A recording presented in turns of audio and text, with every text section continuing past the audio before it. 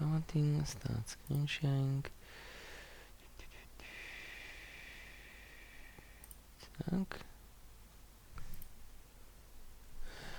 Okay, so last time we made already very good progress on our string class, and today we will continue with it. We are only missing a few convenience features, mostly. That would be the replace function, which is quite useful, that allows us to find a string inside another string and instantly replace it with yet another string or with nothing. And this we can implement quite easily as is. And another set of functions which are also quite convenient to have in strings are split and join, which allows to split a string based on some separator into a list or an array of substrings, and then of course, given such an array, do the reverse, join them together end to end with some separator, although the join is a bit more flexible since it also allows you to join without a separator, so you can just have the strings added end to end directly. Of course, for splitting it doesn't work because then the system would not know where to split. So we'll start with the replace function, and depending on what framework you are normally using, those functions might behave quite differently. For example, on Qt it is quite typical that when you are using replace, it wants to modify the existing string instead of giving you a new string with the replacements, which is sometimes a bit annoying because then you need to make a copy, then make replace, and then you have your new string, which adds a few more, well, one line more of code, or at least a bit more typing if you collapse everything into one line. I find that the approach where replace just always gives you a new string much more convenient. So we will go with this, like trim. It will replace a new CX string, and it takes, of course, two new substrings. So one is to find, and the other one will be to replace, to insert. Zack. Yeah, so the thing is quite simple. As said, it looks for this string, and wherever it finds it, it inserts that string, and then it looks for the next one. There are also implementations which make a difference between replace and replace all. So the idea there is that you can replace only like the first occurrence of something, but usually this is not that super useful. Plus, it can be quite easily implemented using just only find and substring. The replace all is a bit more complicated because it needs a loop and so on. And then, of course, you would also want to make this somewhat efficiently. So you would not want like to just make a loop that runs replace one until replace one says that it didn't find anything to replace. That would be very inefficient.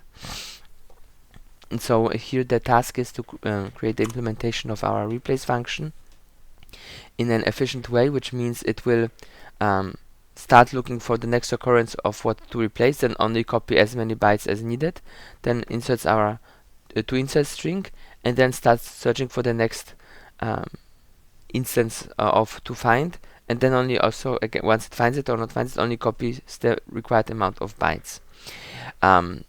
A difficulty in this approach here, or generally a difficulty here, is that we do not know how long the new resulting string might be, since given that we don't know the count of things that we will find, we cannot estimate how often we have to insert, and thus the final size is not known. So so a complication here will be that we will need to somehow first guesstimate how much we think space we might need, allocate a string of that size, and then when doing the actual replacing, if we see that we might not have enough room, then we would need to create a bigger one, copy everything over, and then proceed with the bigger one. So who would like to volunteer to implement that functionality?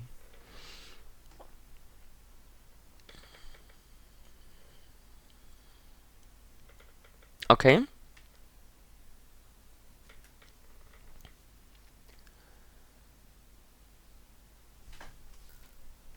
You need to connect. Wait a second. Just need to get the IP address.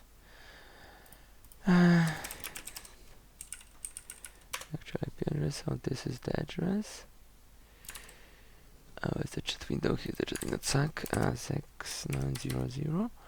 So you connect using real VNC viewer to this IP address, and the password is, I think it was.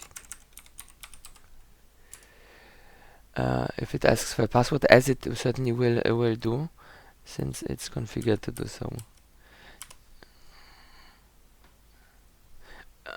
Wait. I will put a link to the download into the chat as well. So it's called Real VNC Viewer. You can download it for many platforms. When it first starts, it will ask for a login, but there is also an option to click continue without login. And I would recommend using this option since we don't want any data going through anyone's servers. We want direct connections. That's much more secure than allowing some company to view your screen on the middle. Although I guess they might do end-to-end encryption. Yes?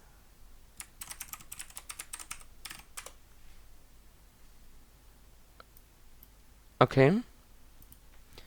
I will in the meantime check if the other IP address here internally, if this is still up to date, because that might have changed as well. So we have here, no, that should be, it's 5.7. Switch P if I want not.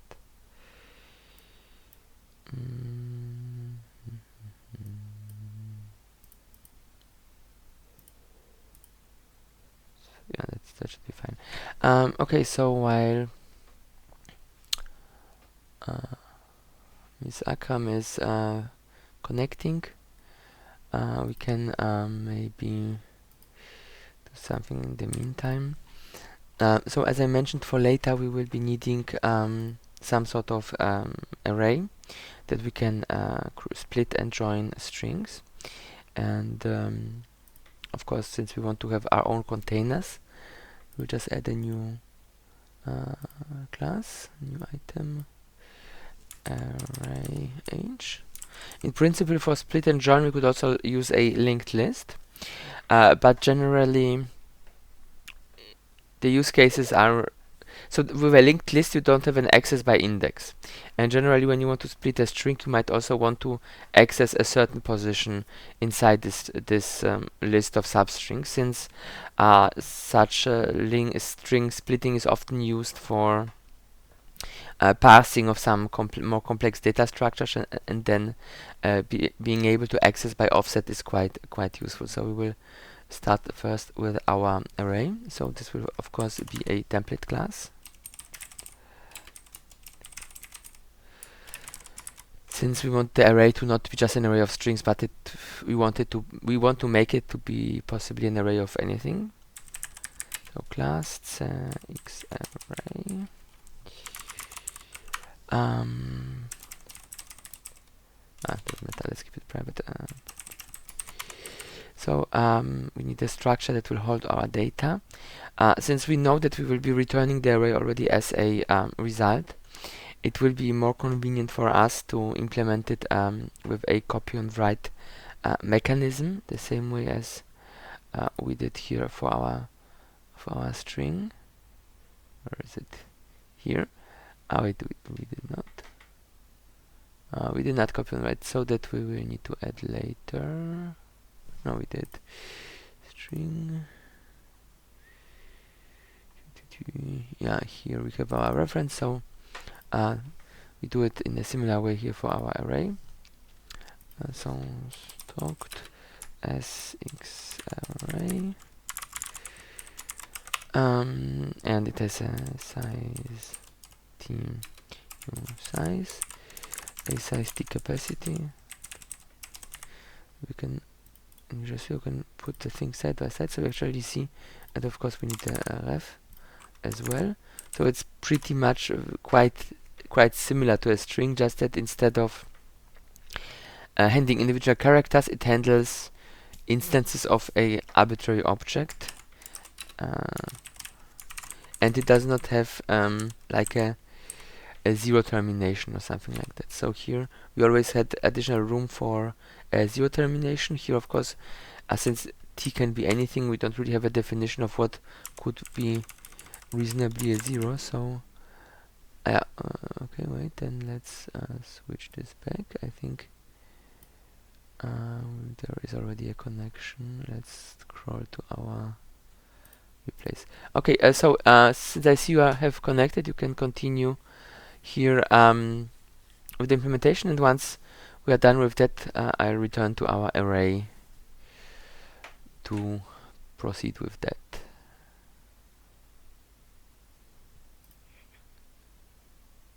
Is there a question?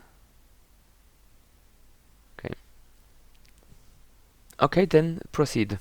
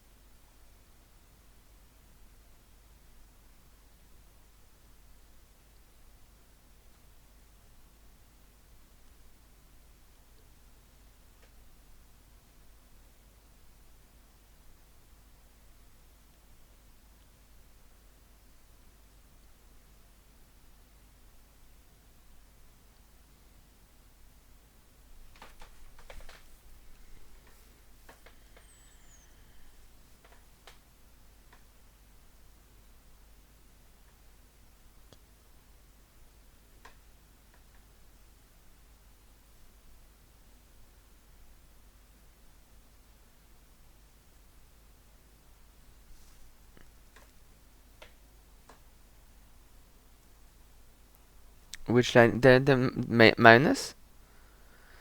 For the arrow, it's do you have a German keyboard? Or it's next to the right shift button.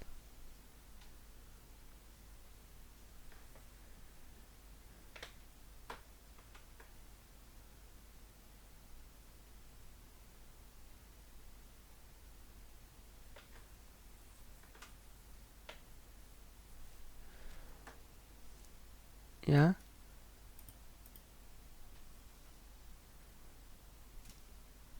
No, I think she wants to make an arrow operator. Or maybe a pipe. You mean the vertical line?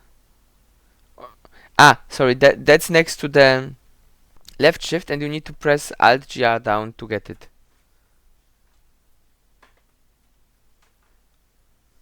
Alt GR is the right Alt next to the spacebar.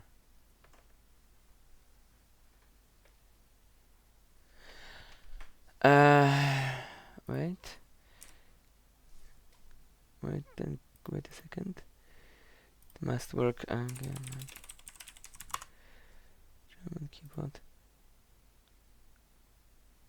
So it's this button here, and you need to press this, hold this button down when pressing this to get the pipe character. Try again.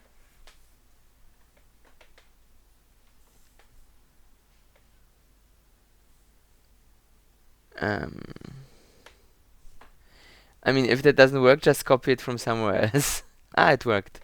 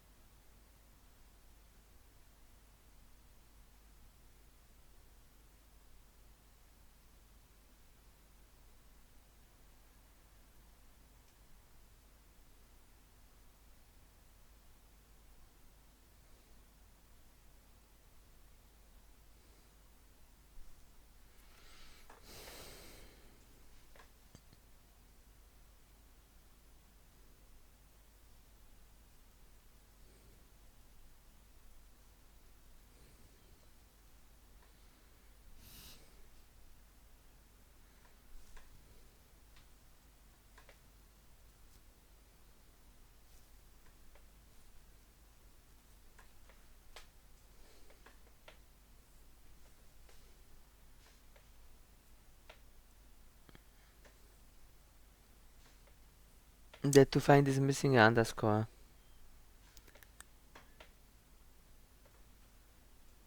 Yeah.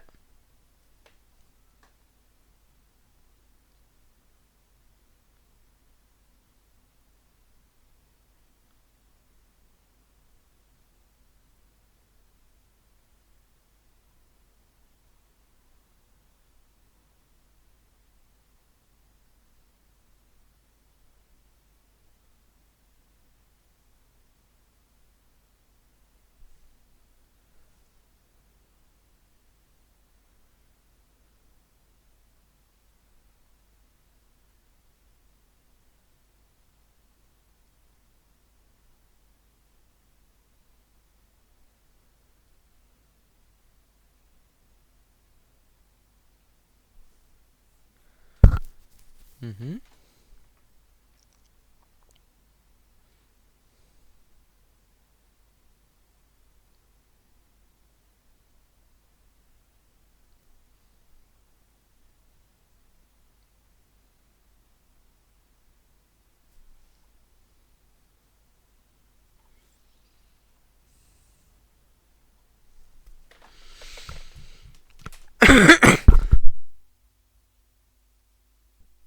Mm. A small recommendation about the implementation, I think, to make it simpler, one might not try to compute the length upfront or guess it, but just use the already existing append function to always add the next section of string. It will trigger a reallocation on each append, but it is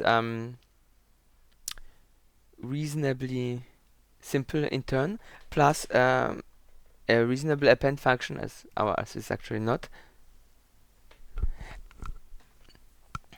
As a recommendation for how to implement this replace, as I earlier said that one might try to guesstimate the length of the string and then do just a few allocations.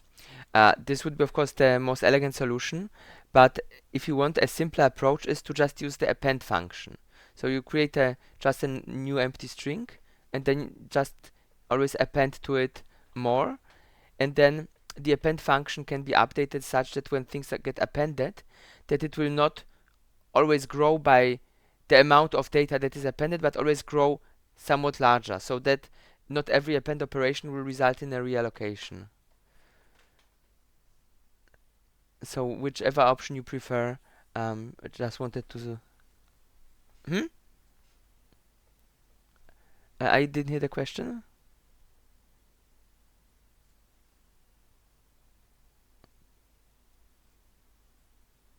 Okay.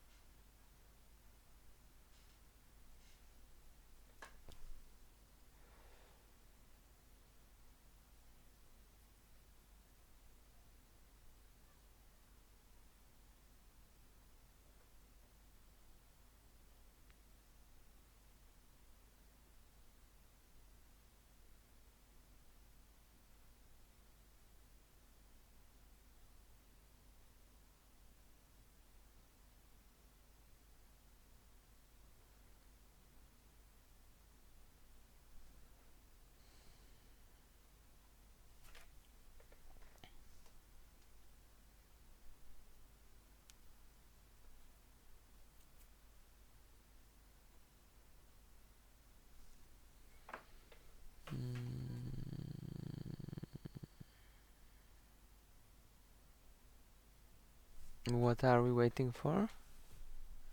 Ah, okay. It's progressing.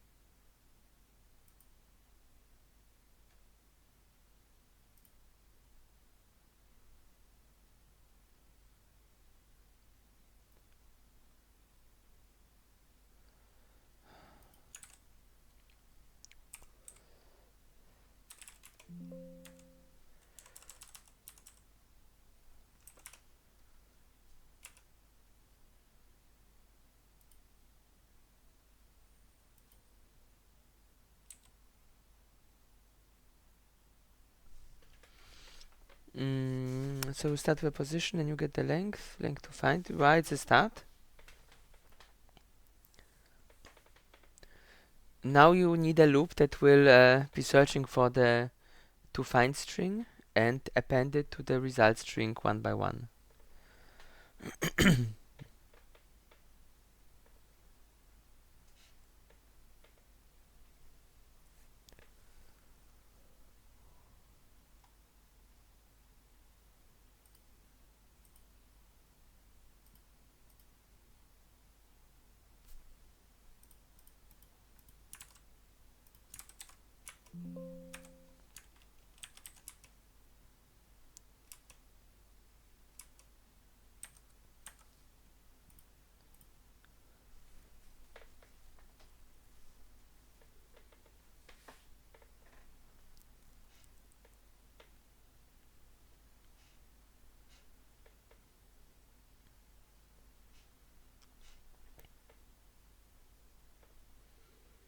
The loop will need more than one line. You should add a code block with the curly brackets as the loop's body, so that you can add more functionality.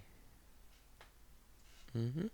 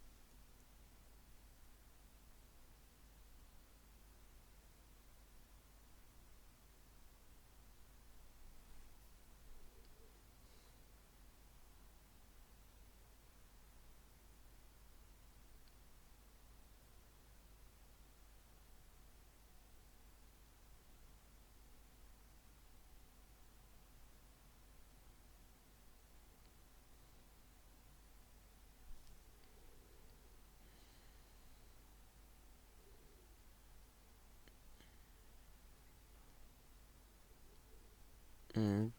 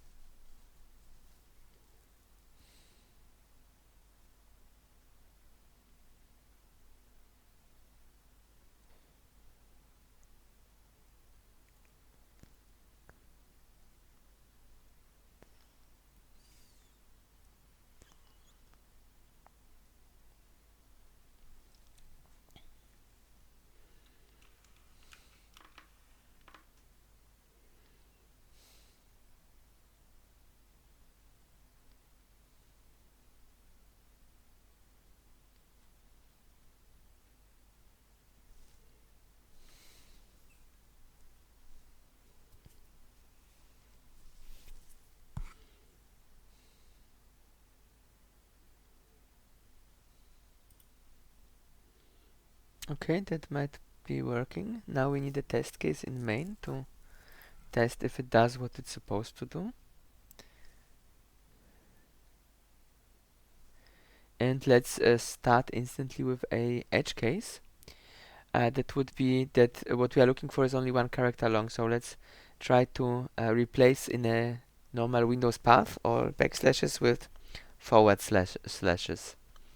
This is a very common use case for such search and replace functions.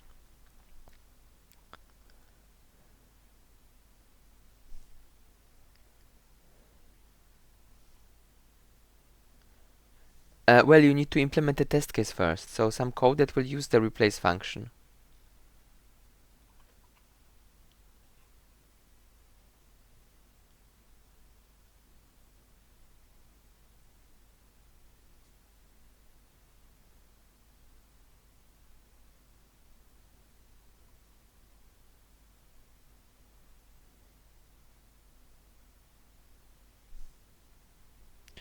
So you can go to the main CPP, and on the bottom of our main function implement a test case. So you first assign to a string something long, as I said earlier, for example, a Windows path, just some random path you can just copy from the Open Explorer window, and then use replace to replace the backslashes with forward slashes, as it's customary in Linux or Mac paths, for example.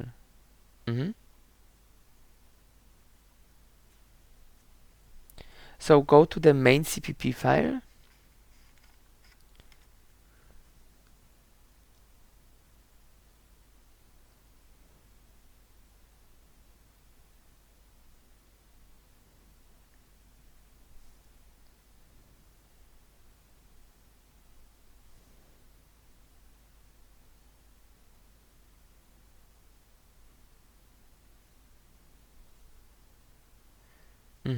And here you can first create a string in which you will be replacing. As content of the string, I would, for the first test case, recommend some Windows path with backslashes. And then we will use a replace on that path to replace the backslashes with forward slashes. This will this is first of all a very common use case, and secondly, it will already test the edge case where to find is only one character long, which is the length where if one does something wrong with offsets, one might not get the right result. Um, then we could try a network path which starts with two backslashes. That will also test another edge case. What happens if you have two backslashes next to each other, so two replaces. And then finally we would try something with that to find where it is longer, so that's something to be invented.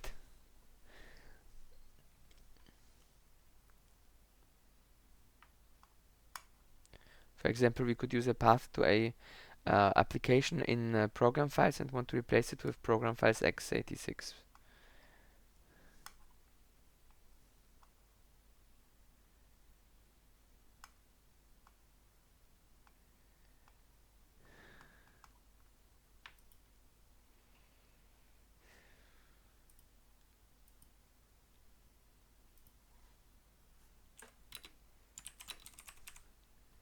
What do you need the 2 minutes for?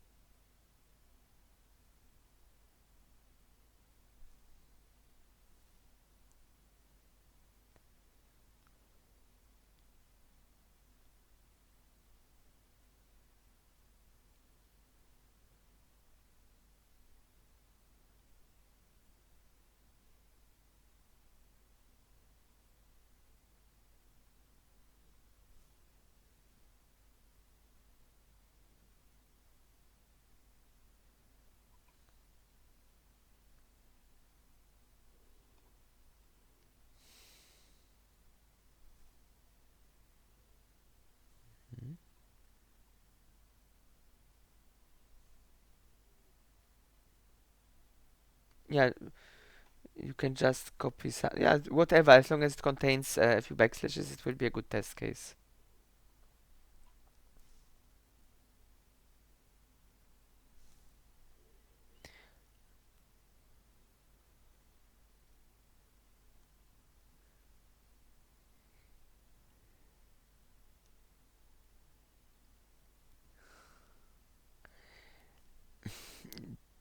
You can open the existing Explorer window at the bottom and just copy the path from there.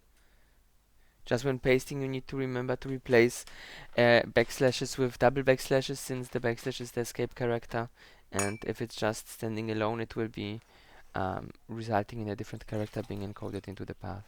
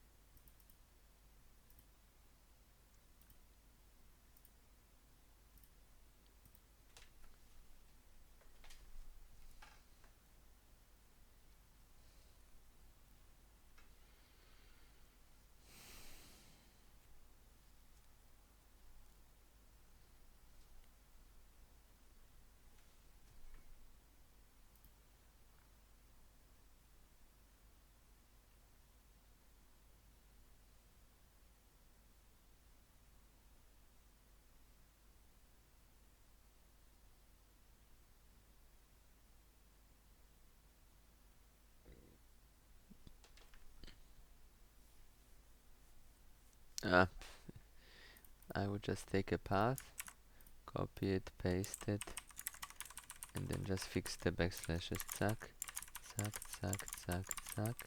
Let's write user. Okay.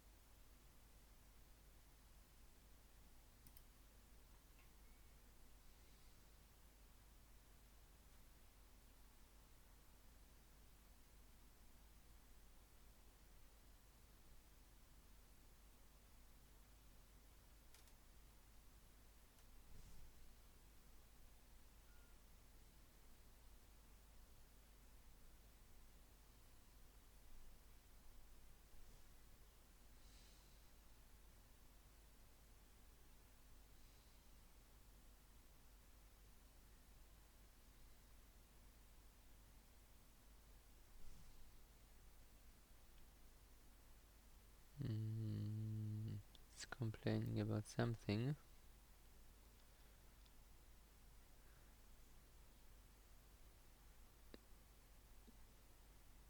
Yeah.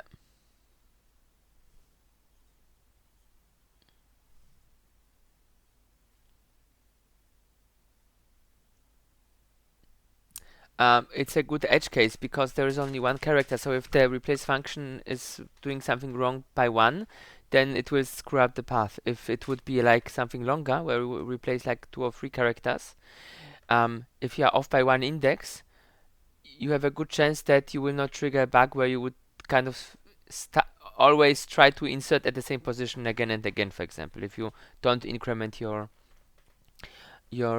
indexes correctly.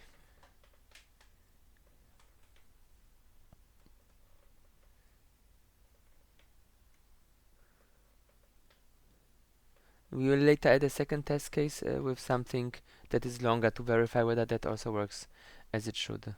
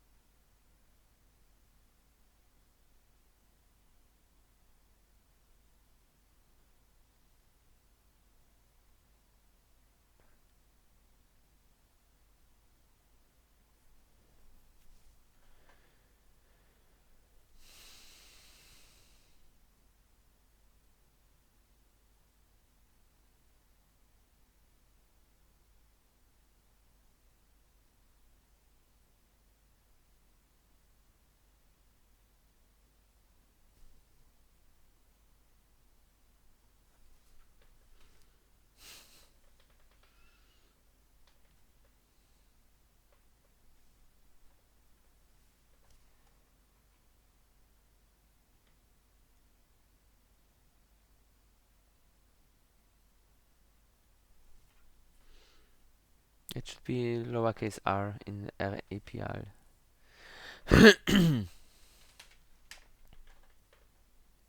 Okay, now we can run it.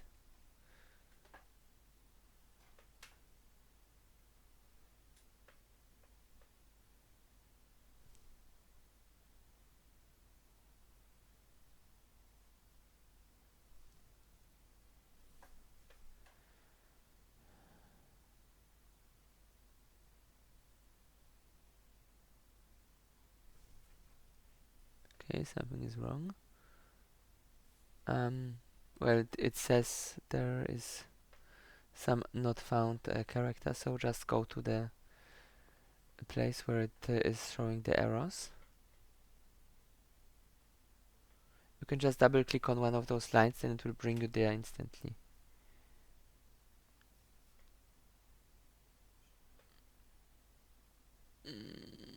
Yeah.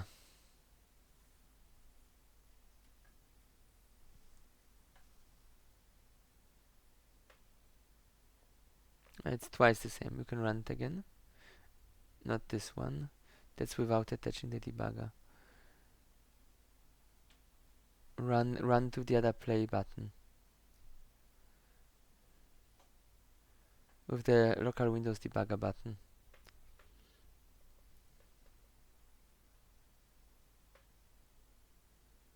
Okay.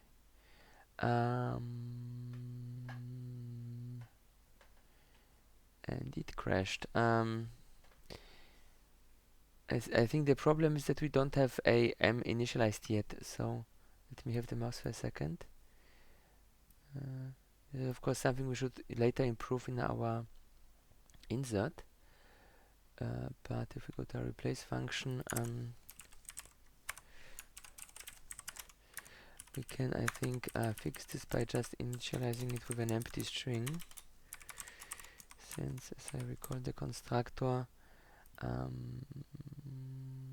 even if it's 0, it will create an object. So let's run it again. And this worked. So now we just want a second test case. But that we can do very quickly. I'll just do a test file.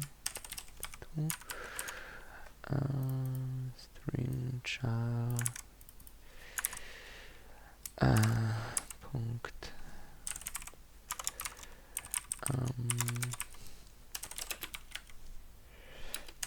that we want to replace 1 2 3 with ABC, for example, comma ABC.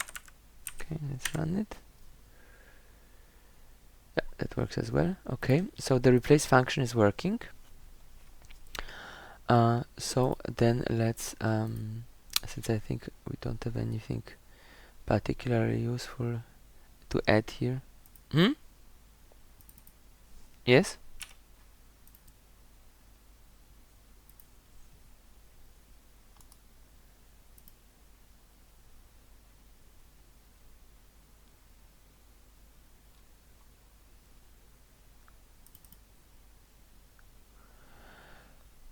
We could use it as well, yes.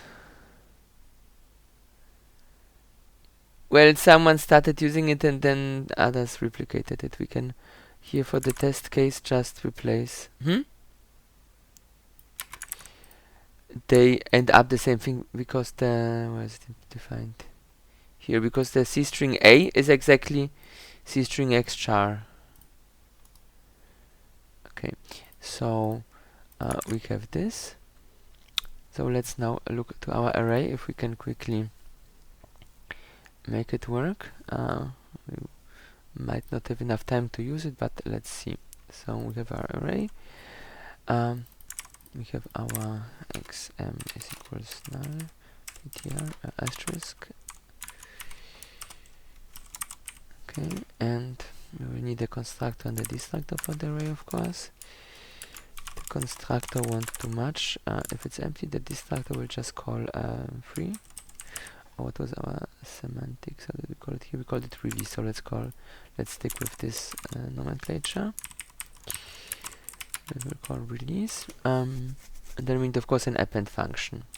Void append const t reference value. I think we used lower cases everywhere in the string, so let's here also keep the things. Did we?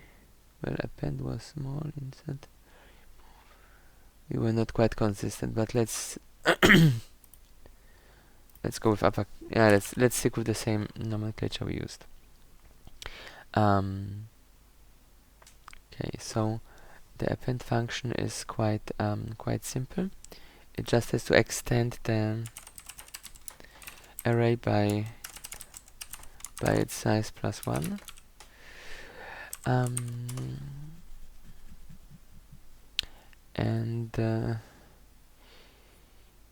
So the way this is made here is that the array will contain pointers to new objects, which has quite a few advantages, because it allows us to, whenever we grow the array, not have to reallocate all the objects.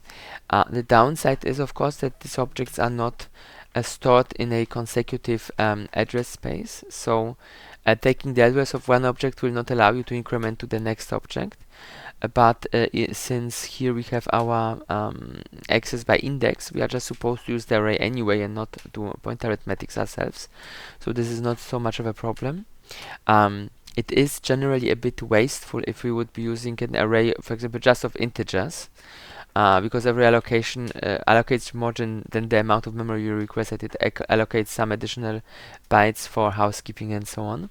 So what we will do here with our smart array implementation, we will check if the type that we want to add into our array is actually smaller or just as big as a pointer, and if it is, then we will, instead of allocating new memory, just use the memory we have allocated for the for a pointer to store the data directly. So it's a bit of a hack, but it's a very efficient optimization. So if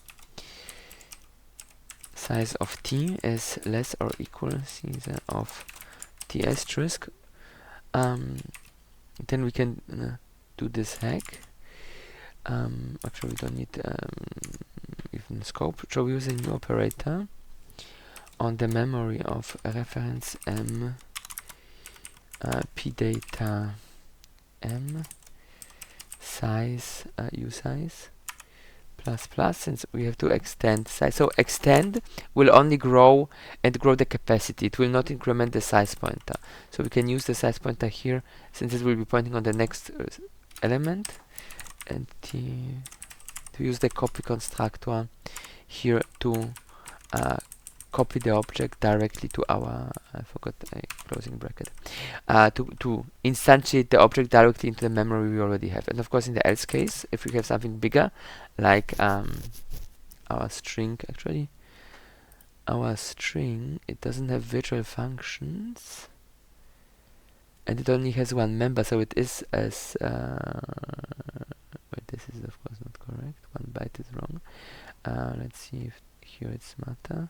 Yeah, it actually is just as big as a pointer, so it will be in fact using this optimized path. But if we would add like a second pointer, or we would make a function or a string virtual or something that would make the object grow, then it would go take now the second path, where we just use the normal new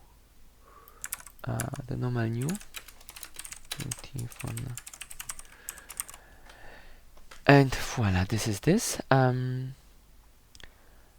we will of course need our expand function. So we will need a release function. So void release and void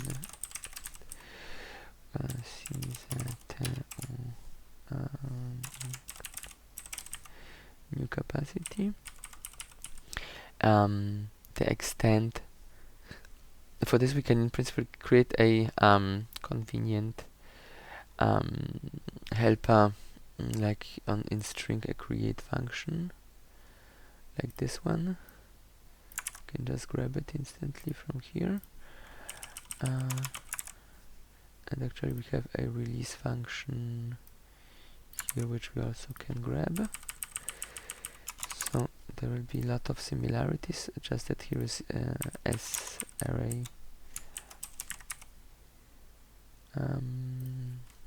Let's keep the same semantics. Array X. Oh, just call it array without X. The X was initially to indicate the string, that it can be any type. But with the array, we don't need that. So we have capacity, we have size of t.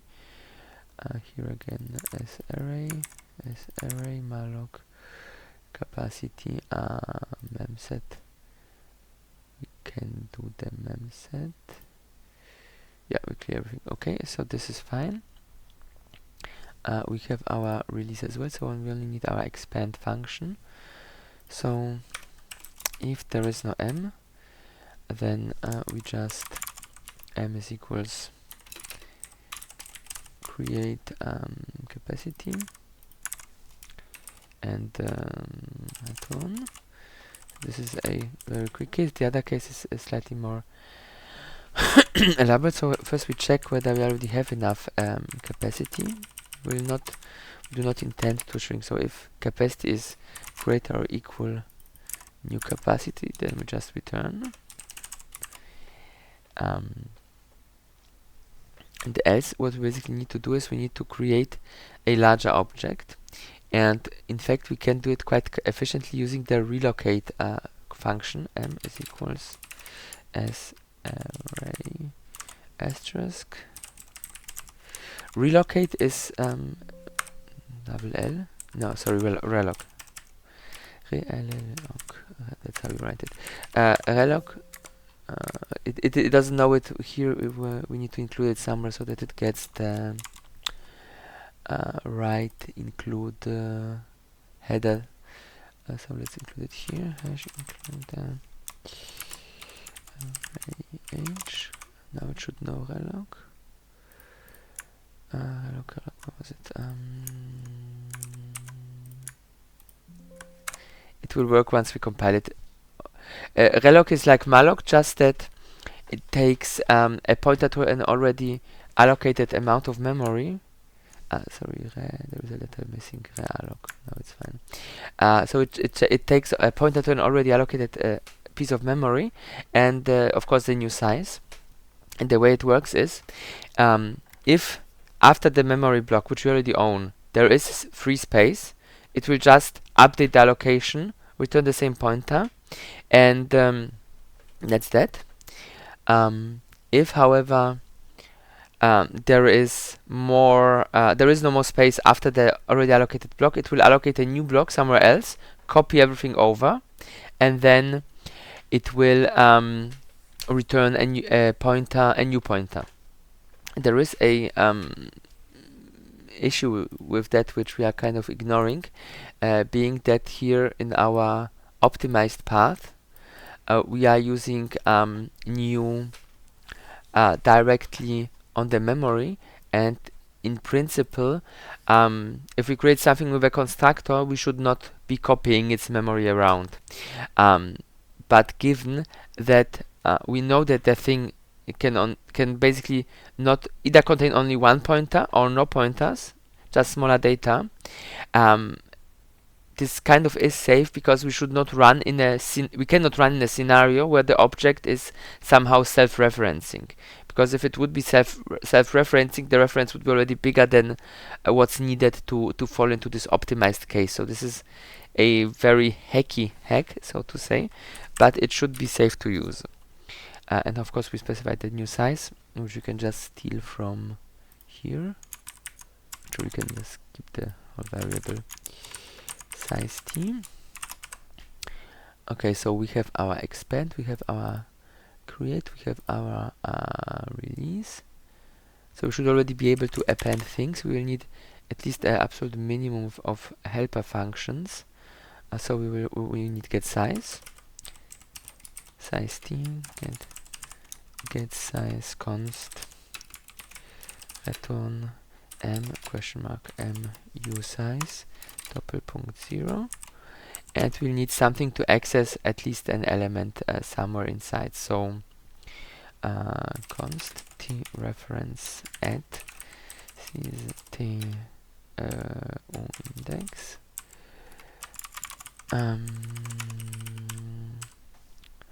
And the most trivial implementation is just, so we again need to, we will basically always need this if, but this does not have any runtime overhead. So the compiler, when building a release build, this is a static comparison. It will always have the same result, so it will completely remove one of the two code paths, and effectively we will not be wasting any memory anywhere, or any compute time. So the asterisk reference p data at index uindex, and then we need to dereference that again. Okay, and the else case is return asterisk p data from index. And then of course and this is const, and then of course the same thing, just without the const. Suck for the other code path. That should be the absolute minimum. So we can already iterate through it. We just get size and then go e0 until size, and then we can print any element using the add function. For later we will add a square bracket operator and stuff like that, but for now we want to be fast enough so that we can implement at least something with our array. And of course we can append here, starting with an empty array, just by calling append. However often let's use smollett. However often we want to do that. So the task now will be to implement a split function which returns a c array c string x int, and it takes just a to find, let's call it separator, as an argument. And the later assignment will be to have a join function which well, technically it's a static function which takes a an array of strings. That's array string reference, a separator, and then joins everything together and returns the one string. It is a static function, as we will not be calling this on the existing string. We want to create a new instance. And split, of course, splits the current string. We only have about half an hour left, so it's enough time, I think, to implement it. Are there any volunteers who would like to implement the split function?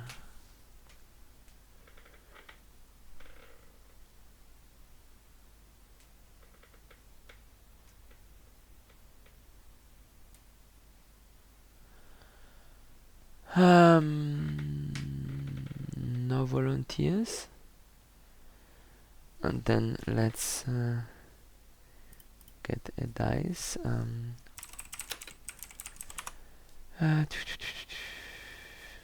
Und würfeln, zack. Okay, this works. I was thinking that. Okay, that looks more trustworthy. Let's say 3. Okay, we cannot take 3. The user at the third position already did something today, so let's do it again. 5 is the second to last. That's Mr. Tala Muhammad. Would you like to try to implement the split function?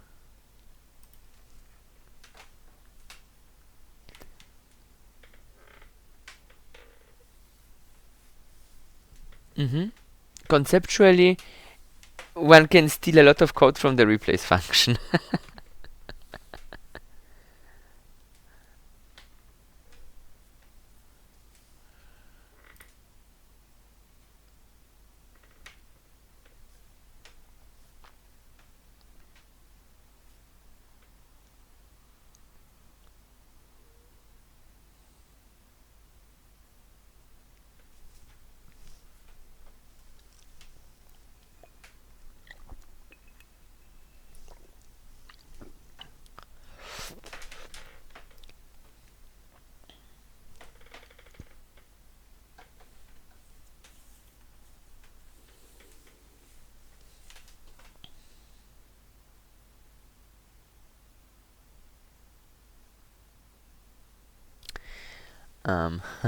We should have added also, maybe do it very quickly, a copy constructor and assignment operator to our array, otherwise this will be a bit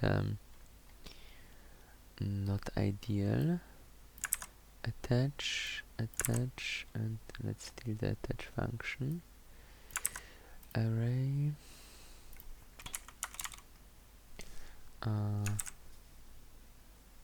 So we will need to be able to return. Just one moment, I will just add the 2 missing thingies.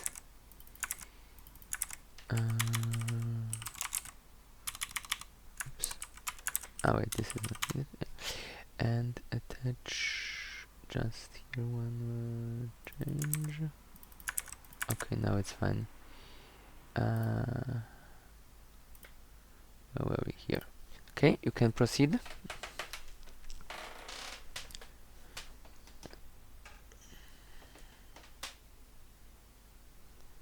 I see the mouse moving. Very good. The connection is there.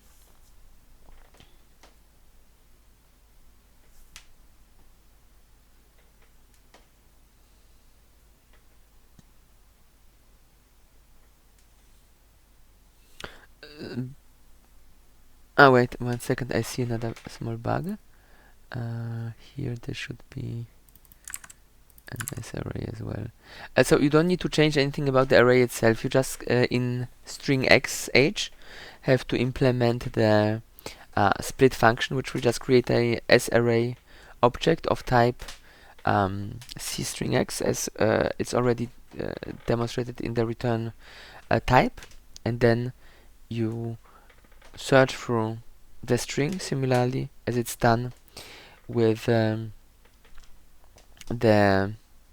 things from star replace function, but instead of inserting into a string and adding some new separator, you just append to the array, and then you return the array once you're done.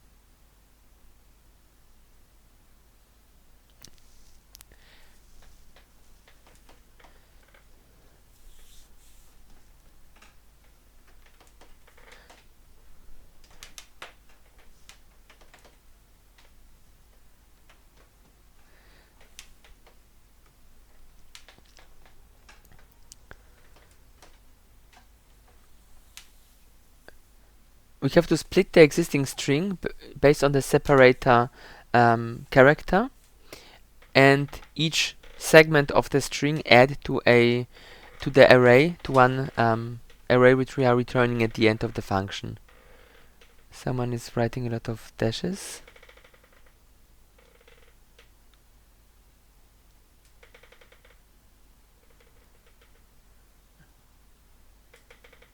Yeah, that's a faster approach.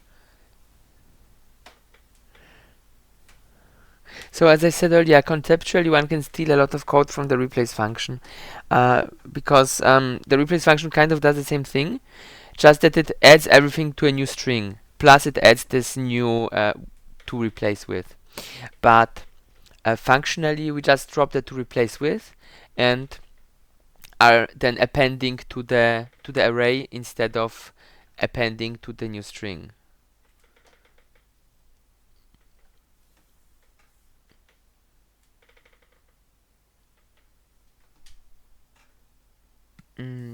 So there are a few things to be changed.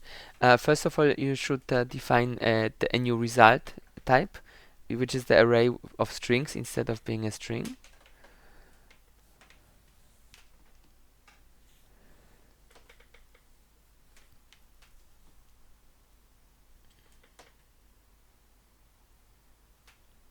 No, the type as written in the function prototype was correct.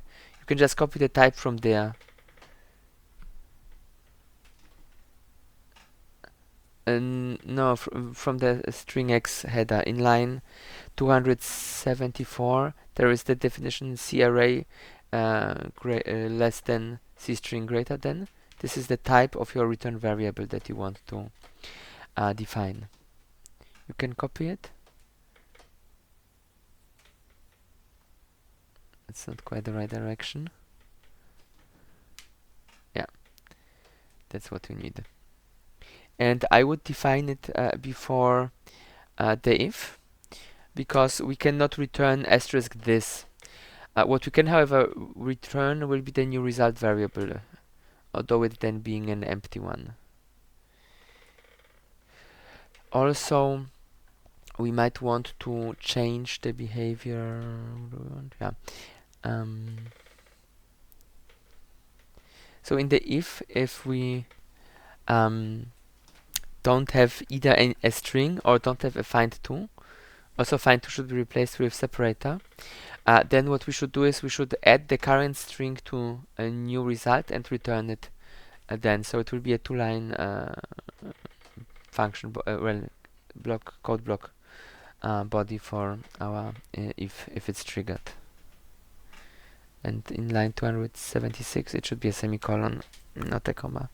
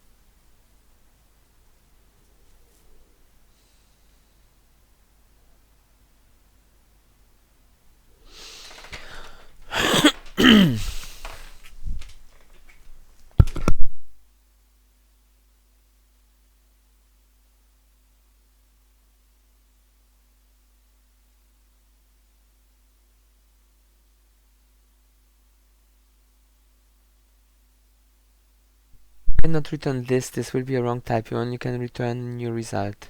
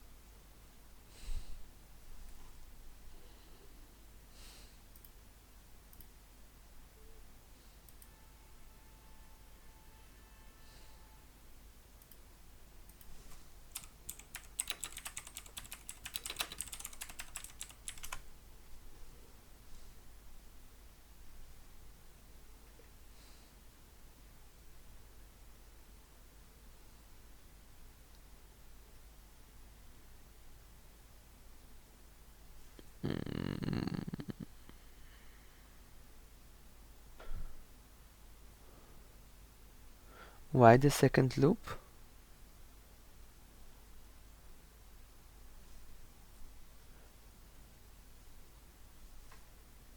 In principle, you only need one loop which repeatedly calls the find function until no more separators are found.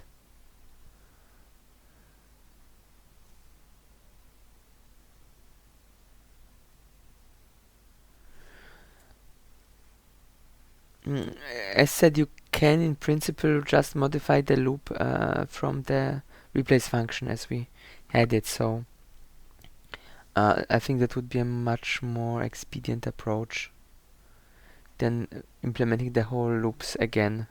So as far as I see, what you wanted to do was like implement also your own find, which is which we already have, so that is not necessary to make everything from scratch again. We can use the functions which we already have.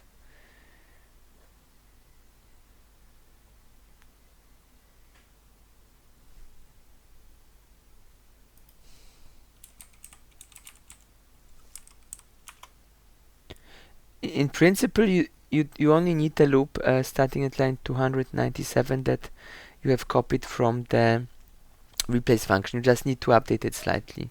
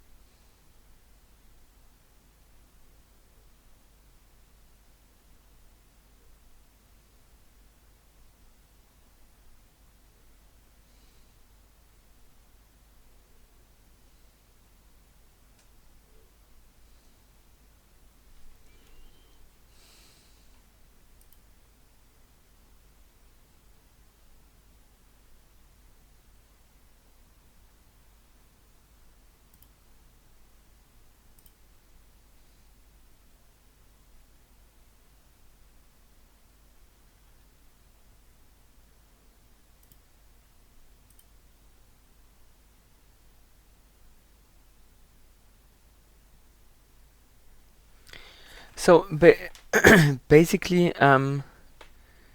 the first case is already right. You just need to remove adding the to insert, because that you don't need, and that should already be, and of course changed like to find with seplen or something. Wait, to find with separator. Yeah. No, the position stays just a variable name. The two functions replace and split are really quite similar. You just not don't have the to insert which just goes away completely. Line 301 can be removed entirely, and len to find you don't have, so len to find will be replaced with seplen.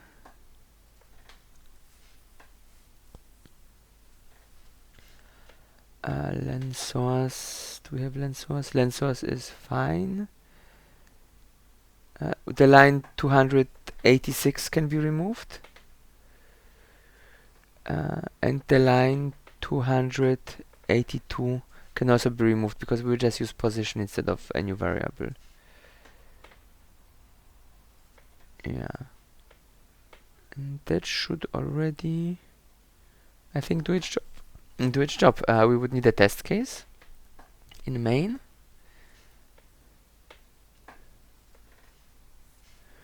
To speed things up, since we only have 4 more minutes, you can just call a split on the path 1 already defined in line 61.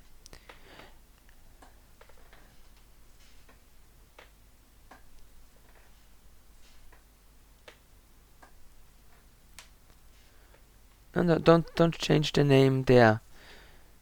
Just copy path 1 and then call the split on path 1.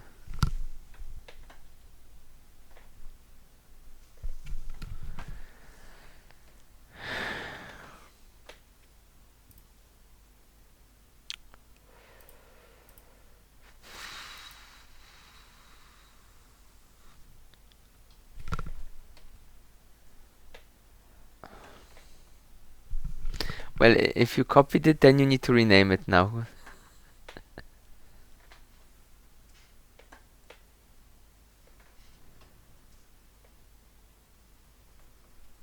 Call it path 2.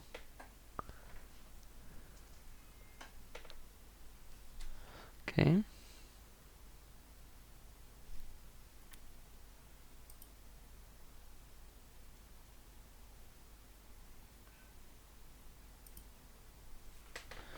Just array, so C array less than string A, let's say from typing, a greater than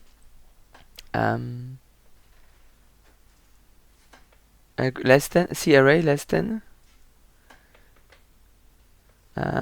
string C string A greater than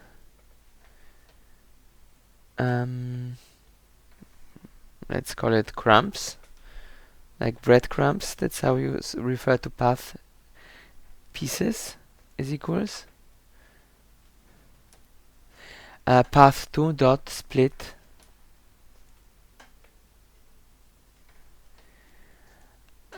and you split by backslash. So you can split by the PS variable if you want to. Well, split open round brackets, and you need to put backslashes in double quotation marks. Also, it's the wrong backslash direction. You need the backslash, not slash. Okay, and semicolon at the end, not apostrophe. Right, so we have our array. Now we need to print it. So now make a loop that loops from I0 to I less than crumbs dot get size.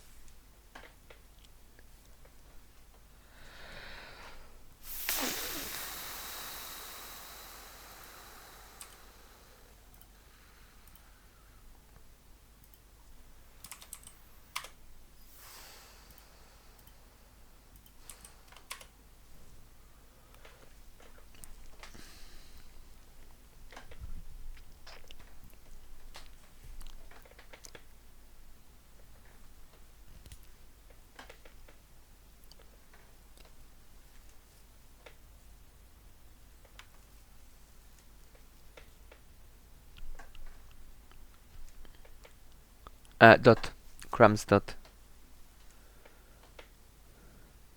get size.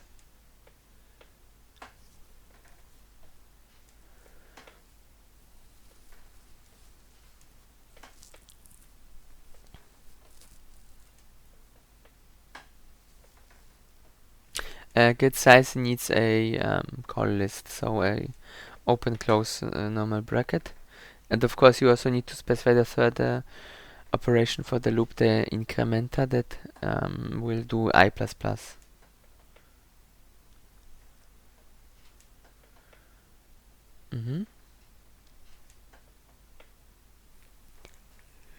And now you can print with cout all the sections of our path by addressing them using crumbs.add from I.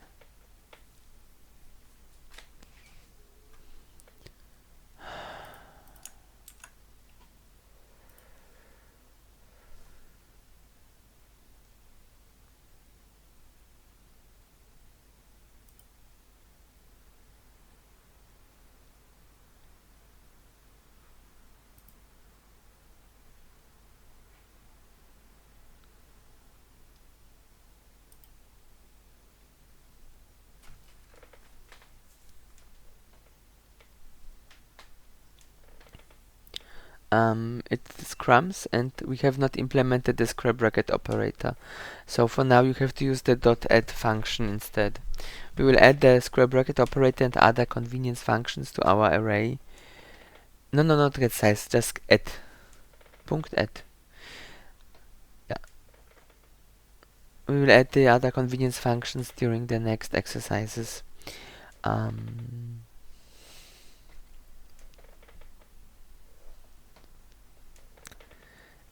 Dot, not double point. Add. Use the add function, not append.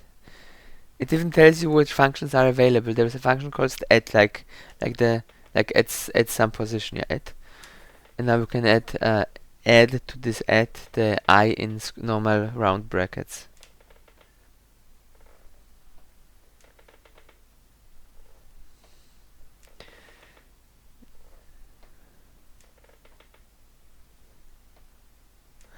You need to add a .c string, since we want to print it with cout, which does not know our... No, C, that was already correct, C underscore str.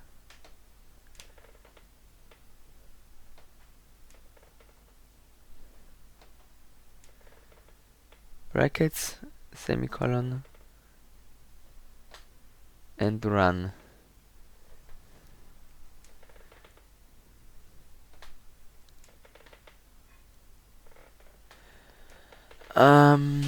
Well, that doesn't work. If it doesn't compile, then there is no point in... can we say don't show this dialog? Okay, no, so that it doesn't do that. Oh, interesting. I've changed the name and then did not fix that. Let me fix it really quickly. Okay. Index. It's uindex. Okay. Any more bugs? Apparently, it's called the new capacity now.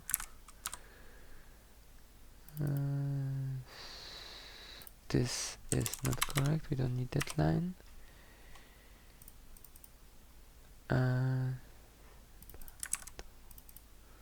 Separator had a typo. Found disappeared for whatever reason.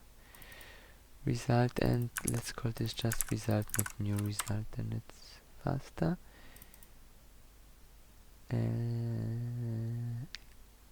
Expand, and I called it extend. Let's call it expand. Yeah, it printed it in one long sausage, but it worked. Let's quickly just add some new spacer. Let's run it. Yep, it's working. And since we are over time, then we need to stop at this point. And you need a homework. I think I haven't added this yet, so we will return to our big int for the homework. What's today? 13/11 2025. Let me just quickly check if we have not scheduled anything yet. Last week was 06/11. oops, 0611 string. Yeah, we had here this as a homework. So now the assignment will be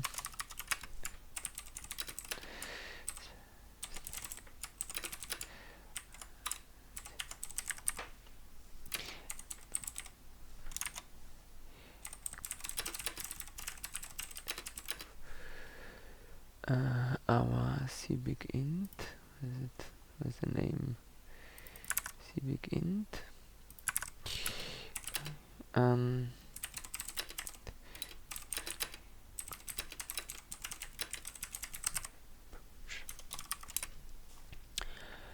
So we want to expand the functionality of our cbigint so that it uses this copy on write. So to add a ref counter to and when copying slash async, don't duplicate the internal object, duplicate it only once a development on object is attempted. So when we go back to our string and go back to our insert, oh, we didn't do that. That's not ideal. Or did we attach p? No, we did here. We did. So we are checking, for example, on insert, if ref is greater 1, and then we trigger a copy. And with everything that can change the string, we have more or less the same behavior, that we just then have to replicate it. But we don't have so many functions which actually modify the existing string, so it's only on this one at this one position. So this will be the homework for in 2 weeks from now. Add this functionality to our Bigint. I think it's a very nice training to try out if one correctly understands how the this copy on write mechanism is supposed to work. Yeah, and as said, since we are over time, we should finish rather sooner than later. We will see each other in 3.5 hours for the lecture, or if you are not participating in the lecture, we will see each other next week. So, see you later. Bye bye.